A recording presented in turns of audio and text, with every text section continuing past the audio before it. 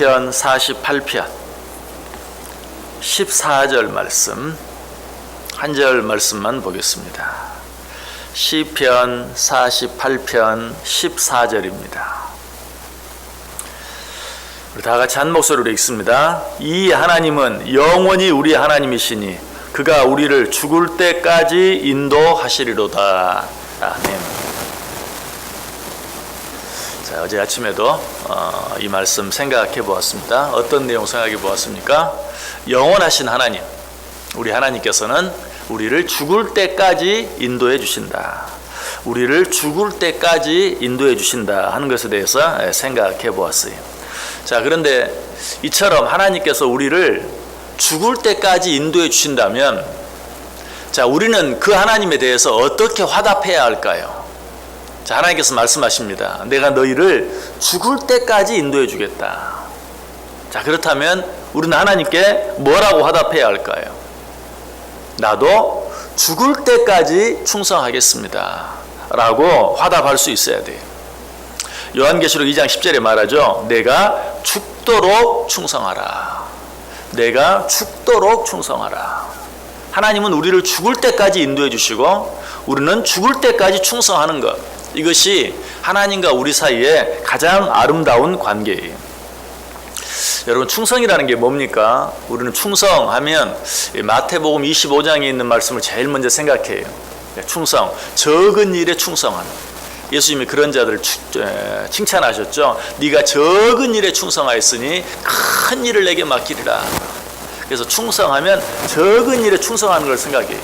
그러나 진정한 충성은 그것만이 아니, 적은 일이든 큰 일이든 끝까지 오랫동안 죽을 때까지 하는 충성이 진정한 충성입니다. 그래서 그 마태복음 25장에서 적은 일에 충성한 자들도 자세히 보면 적은 일에만 충성한 것이 아니라 오랫동안 충성한 것을 알게 돼요. 어떻게 그걸 알 수 있죠? 주인이, 마태복음 25장에 뭐 달란트 비유가 나옵니다. 주인이 세 종들에게 달란트를 나눠줘요. 한 사람에게 5달란트, 한 사람에게 2달란트, 한 사람에게는 1달란트. 자, 달란트를 그렇게 나누어 주고 성경이 뭐라고 말해요? 오랜 후에 이 주인이 돌아와서 회개하려 한다. 누가복음 25장 19절에 말하죠. 오랜 후에 그 종들의 주인이 돌아와 저희와 회개할세. 오랜 시간이 지난 뒤에 주인이 돌아와서 이제 그들이 충성했는지 안 했는지를 보는 거죠. 그런데 5달란트 맡은 자와 2달란트 맡은 자는 어때요? 그 달란트를 받았을 때부터 오랜 시간이 지나 주인이 돌아올 때까지 충성했어요. 주인은 그런 자를 가리켜서 네가 적은 일에 충성하였으니, 표현을 하지 않았지만 네가 이 적은 일에 오랫동안 충성하였으니 라고 칭찬하신 것이, 이것이 진정한 충성입니다. 스코틀랜드의 에딘버러를 방문한 사람은 그 에딘버러 한 길 사거리 모퉁이에 개 동상이 있는 것을 보실 수 있을 거예요. 그 개의 이름은 보비라는 개인데, 이 개는 경찰관, 그레이라는 경찰관이 기르던 개였어요. 그런데 이 그레이라는 경찰이 너무 과로해서 어느 추운 겨울에 죽고 맙니다. 그런데 이 경찰 그레이가 묻힌 그 무덤에 이 개가 그 옆에서 떠나질 않는 거예요. 이 개가 2살 때 그 자기 주인 그레이가 죽었는데, 이 개는 그 뒤로 14년 동안을 그 경찰관의 무덤, 그레이의 무덤 옆에서 떠나질 않았어요. 그러다가 어느 추운 겨울에 자기 주인이 그러했던 것처럼 이 개도 그 무덤 곁에서 죽습니다. 그 사람들이 14년 동안 그를 거기서 쫓아내기 위해서 때려보기도 하고 뭐 쫓아내기도 해보았지만 떠나지 않는 이 개가 그 자리에서 죽은 것을 기념해서 동네 네거리 모퉁이에 이 개의 동상을 세워놓았어요. 그리고 그 동상 옆에, 동상 밑에 이렇게 썼습니다. 1858년 이 충직한 개는 자기 주인의 장례식에 따라갈 때부터 1872년 죽을 때까지 주인의 무덤을 지켰다. 이렇게 써져 있어요. 바로 이것이 충성이라는 것이. 오랫동안, 언제까지? 죽을 때까지 하는 충성. 이것이 진정한 충성이다. 자, 하나님은 우리를 어떻게 해주신다고요? 죽을 때까지 인도해 주시겠다고 약속했어요. 우리는 그 하나님의 은혜에 어떻게 보답해야 돼요? 죽을 때까지 충성함으로 보답할 수 있는 것이. 많은 사람들이 어떤 일을 시작할 때는 대부분 충성스럽게 시작합니다. 그러나 시간이 지나갈수록 처음 마음, 그 처음 충성하던 그 마음은 점점 사라져버리고 나중에는 흐지부지 되고 말아버리는, 또 별 문제가 없을 때는 충성하지만 상황이 어려워지고 환경이 바뀌어지면 충성하기를 포기해버리는 그런 일들도 있어요. 무엇보다도 나에게 이익이 되는 일을 위해서는 충성해. 물론 이건 처음부터 충성이라고 말할 수도 없는 거죠. 그런데 어쨌든 그렇게 하다가도 자기에게 손해가 되는 것 같으면 더 이상 충성하지 않는, 이거는 충성이 아니라 뭡니까? 아부죠. 아부. 이런 일들이 많이 있어요. 진정한 충성은 내가 처한 상황이나 여건, 그리고 그 일로 인해 손해가 되든지 이익이 되든지 상관없이 변함없이 충성하는 것, 이것이 진정한 충성이. 그래서 히브리서 3장 14절은 뭐라고 말합니까? 우리가 시작할 때에 확신한 것을 끝까지 견고히 잡으면 그리스도 예수의 날에 참여한 자가 되리라. 우리가 시작할 때에 확신한 것을 끝까지 견고히 잡고 있으면 그리스도와 함께 참여한 자가 되리라. 이처럼 끝까지 충성하는 충성, 죽을 때까지 하는 충성, 이것이 진정한 충성이다. 하나님은 이렇게 충성하는 자를 축복하세요. 아까 우리가 읽었던 요한계시록 2장 10절, 내가 죽도록 충성하라. 그 뒤에 어떤 말씀이 나옵니까? 그리하면 생명의 면류관을 내게 주리라. 내가 죽도록, 내가 죽을 때까지 충성하라. 죽기까지 충성하라. 그러면 생명의 면류관을 내게 주겠다. 사도 바울이 이렇게 충성했어요.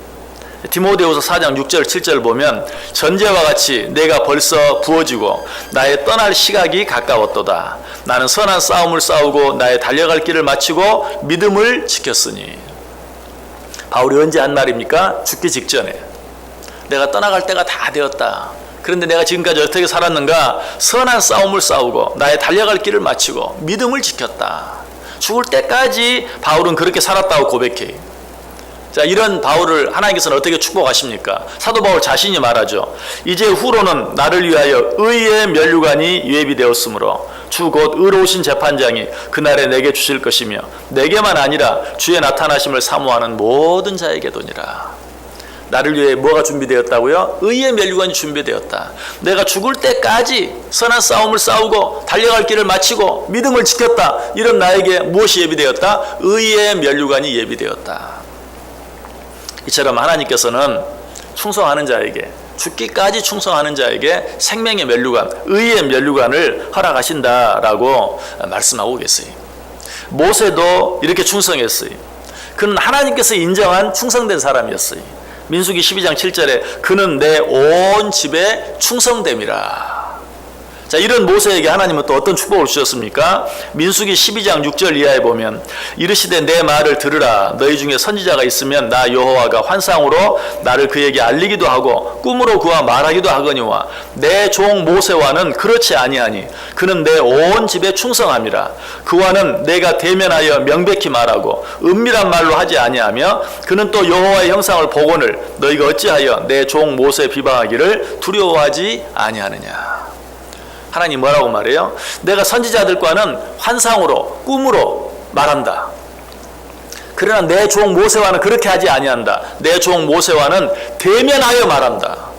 선지자들에게는 꿈으로, 환상으로, 간접적으로 말해주고 보여주지만 내 종 모세에게는 직접 말해주고 직접 보여준다. 왜? 그가 나에게 충성했기 때문에. 여러분, 이렇게 하나님은 충성된 자를 귀하게 여겨요. 자, 내가 모세와는, 내 종 모세, 나에게 그처럼 충성한 모세에게는 내가 대면하여 말한다 라는 이 말의 보다 구체적인 의미는 뭘까요? 내가 모세와는 직접 대면하여 말한다. 이 말은 내가 모세가 가는 길만큼은 내가 직접적으로 그에게 가르쳐주고 직접적으로 내가 그를 인도하겠다라는 그런 말이. 지금 너는 이리 가야 된다. 지금 너는 이 일을 해야 한다. 내가 그를 직접 대면하여 가르쳐 주겠다. 내가 그의 길을 직접 인도해 주겠다. 라는 그런 말이. 자, 그렇다면 이 말씀은 오늘 본문 말씀과 너무나 일맥상통하죠. 오늘 본문 뭐라고 말해요? 이 하나님은 영원히 우리 하나님이시니 그가 우리를 죽을 때까지 인도하시리로다. 하나님이 우리를 죽을 때까지 인도한다는 것과 우리가 죽을 때까지 하나님께 충성한다는 것은 따로따로의 일이 아니 함께 가는 것이.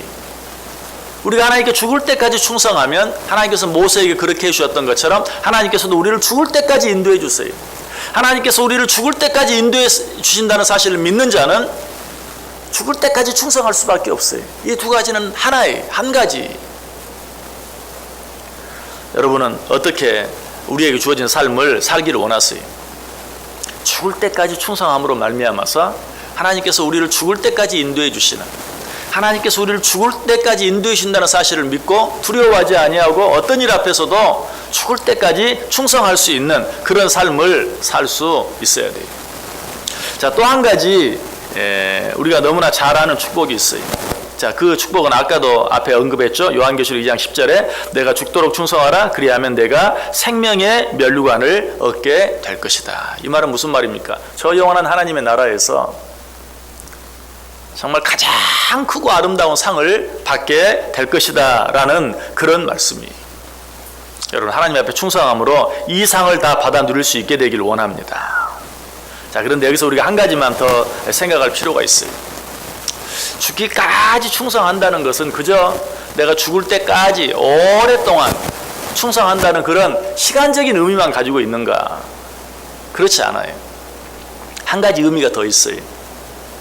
오랫동안 죽을 때까지 충성한다는 말 속에는 오늘 하루, 우리 앞에 놓여진 하루하루의 삶을 죽을 정도로 충성한다라는 그런 의미도 있어요. 그냥 시간적으로만 길게 오랫동안, 물론 그러기 위해서는 당연히 오늘 하루 충성해야죠. 이 말을 좀 바꾸어서 오늘 하루 죽을 정도로 내가 오늘 충성하는 모습을 보고 나 자신도 이러다 죽지 않을까 하는 느낌이 들 정도로, 뿐만 아니라 다른 사람도 나를 볼 때 저 사람 저러다 죽지라는 생각이 들 정도로 충성하는 것, 이것이 죽기까지 충성한다는 의미, 이것이 죽을 때까지 충성한다는 의미. 오늘 하루 어떻게 살기를 원하십니까? 정말 죽기까지, 죽을 때까지, 죽을 정도로. 그래서 아까 사도 바울은 평생토록 죽을 때까지 충성했죠. 그런데 그가 한 유명한 고백 가운데 한 고백이 뭡니까? 나는 날마다 죽노라. 사도 바울이 그렇게 말했어요. 그가 오랫동안 충성했을 뿐만 아니라 그는 어때요? 하루하루 날마다 죽어지는 삶을 살았어요. 이것이 진정한 충성이에요. 오늘 하루 죽도록 충성하고 그 하루하루가 계속됨으로 말미암아서 죽을 때까지 충성함으로, 그렇게 충성하는 자들을 죽을 때까지 인도해 주시는, 또 그런 자들에게 생명의 면류관을 주시는, 또 그런 자들에게 의의 면류관을 주시는 그 하나님의 축복을 받아 누리며 살아가는 저와 여러분 될 수 있기를 주님의 이름으로 간절히 축복합니다.